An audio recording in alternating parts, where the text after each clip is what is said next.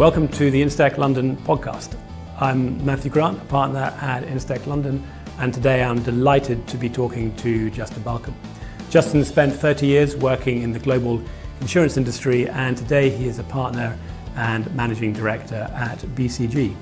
BCG has spent the last 8 months helping Lloyd's of London set up their innovation lab, and selection of startups is now complete for the lab.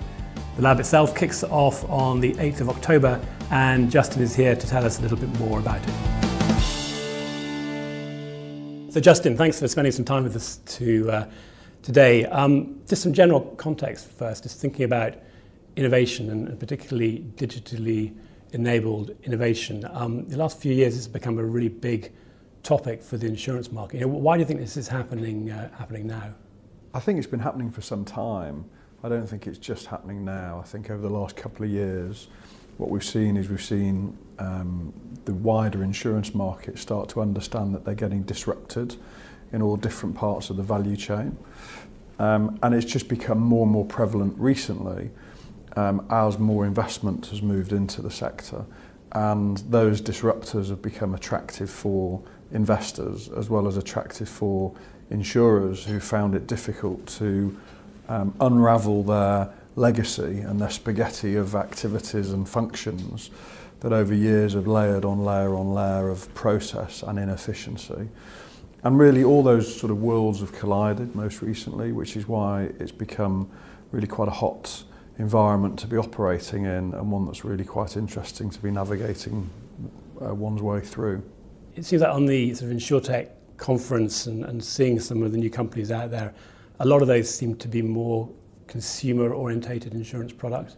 What's been happening in the sort of London market? Why do you think that's happening sort of a bit later than some of the other areas of insurance? Yeah, so that's fair to say. I think you could sort of look back at the banking world as well and see how mainstream banking sort of innovated first, and then more of the wealth management organisations and businesses started to innovate later.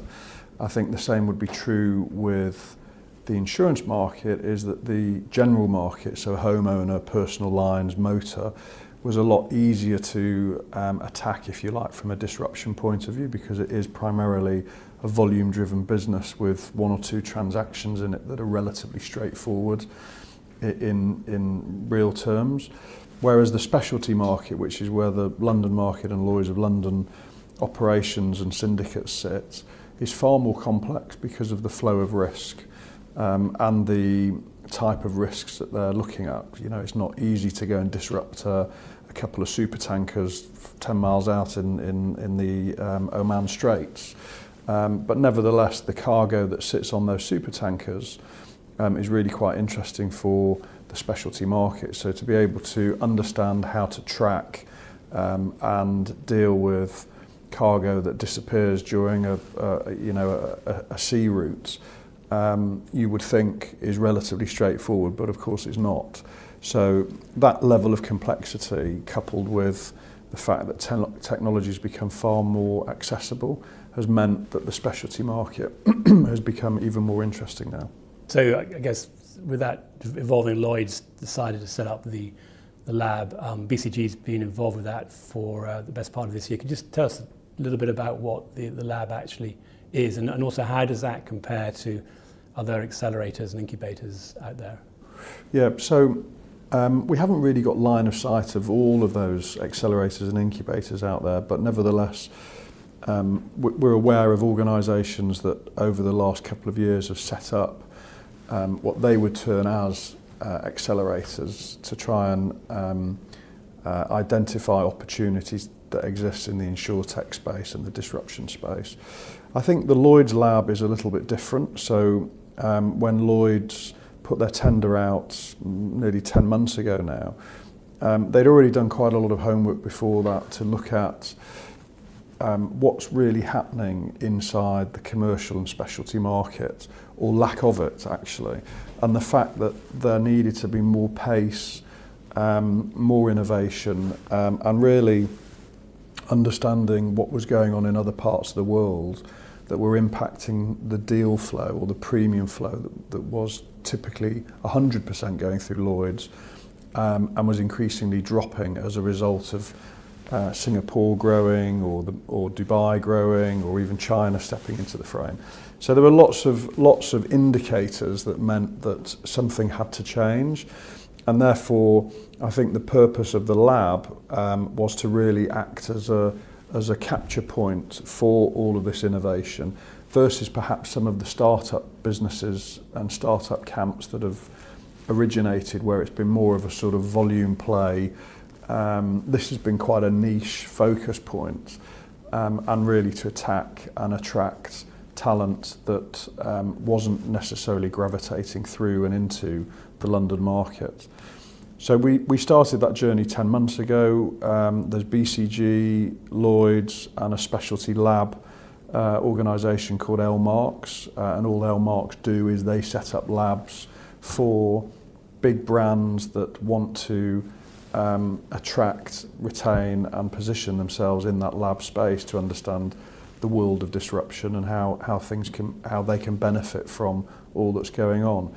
Our role in the middle of all of that is really to help Lloyd's understand what is going on out there, but also really act as the conduit between the wider marketplace and then the corporation itself, so that we've helped develop the themes, so we're able to engage with the market, we're able to help them understand what's working, what's not, perhaps look a little bit further down the line and think about some of the opportunities that exist, particularly in claims or in underwriting, where there's a lot of technical components and also a lot of people that are involved in those activities and may feel that technology is going to replace them rather than work with them and supplement some of their day-to-day jobs. So BCG's role has probably been to keep everybody quite honest in amongst that process, as well as provide challenge and keep the pace moving forward as the lab develops momentum, as we identify the first cohort which happened last week, and really attract the right sort of talent into and out of the lab. Just picking up on that last point about the talent and maybe attracting people that wouldn't normally see themselves as being associated with Lloyd's, and then also linking that back to your earlier comment about the sort of the complexity of Lloyd's with its specialty business and reinsurance business. Was that a barrier to getting the right kind of people, by which I mean the companies that actually had solutions for Lloyd's, given that people don't really, for the most part, kind of understand what's going on in the Lloyd's market? How did you help people understand where they could really add value? Well, we developed a series of themes across, let's say, the key components of the London market. So claims was a good example, underwriting is a good example, and under each one of those headings, we set out quite clearly what the criteria was.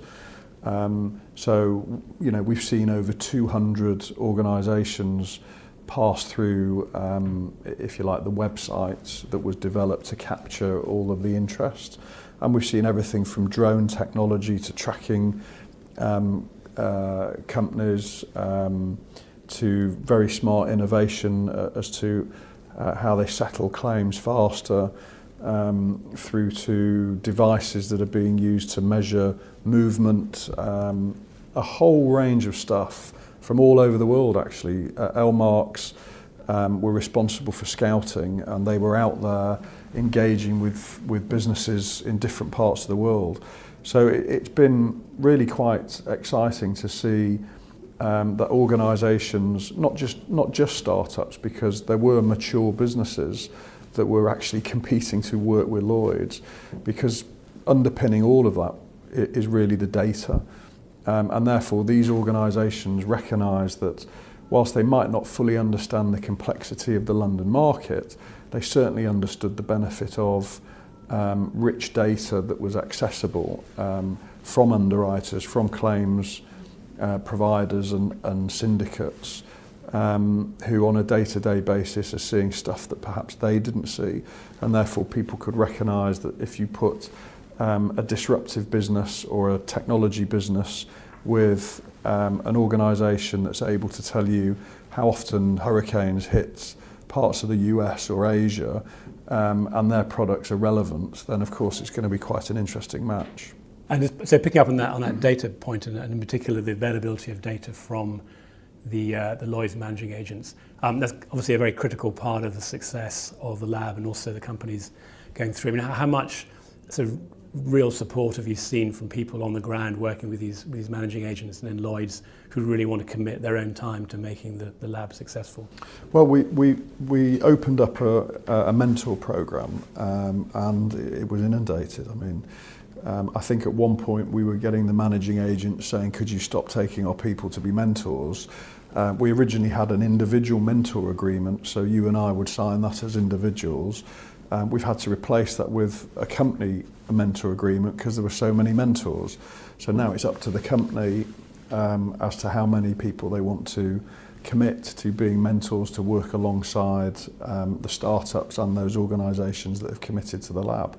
So the take-up's been really quite fantastic. And the topics have been very, very relevant. And you know, I've been in and out the lab since launch. And the workshops are full. People are using the lab environments to, you know, sit and collaborate and talk about what perhaps the art of the possible is.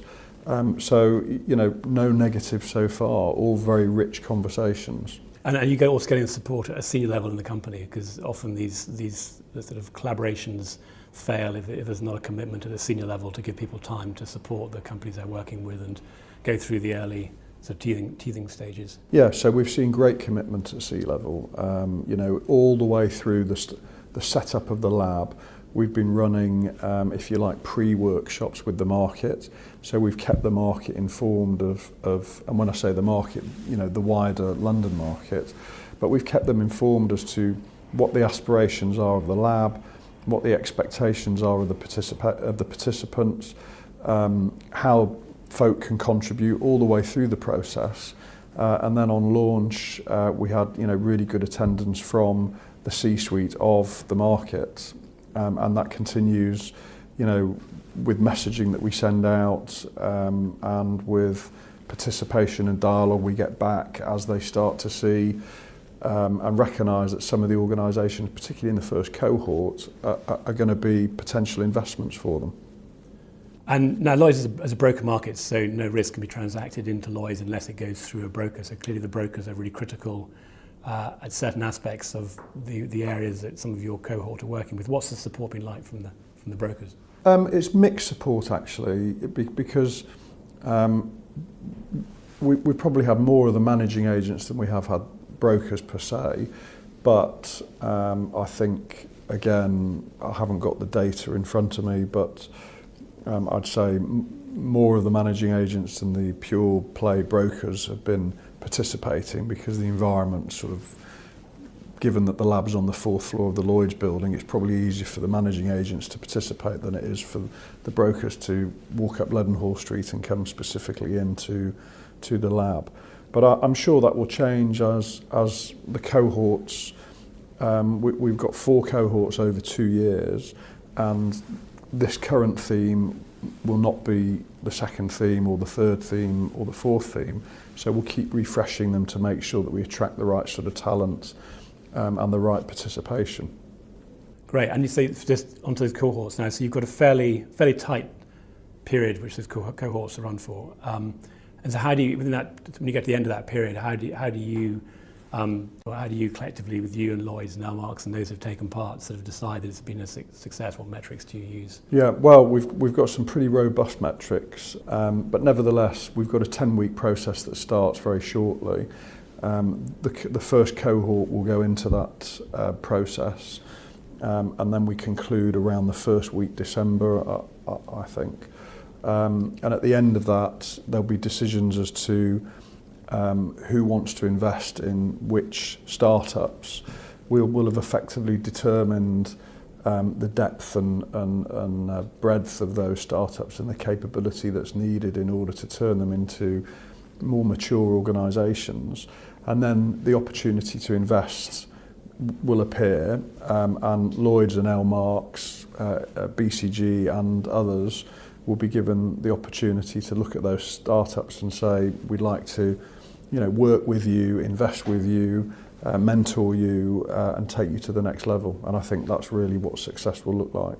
Excellent. And I appreciate it's early days before any of the companies actually start.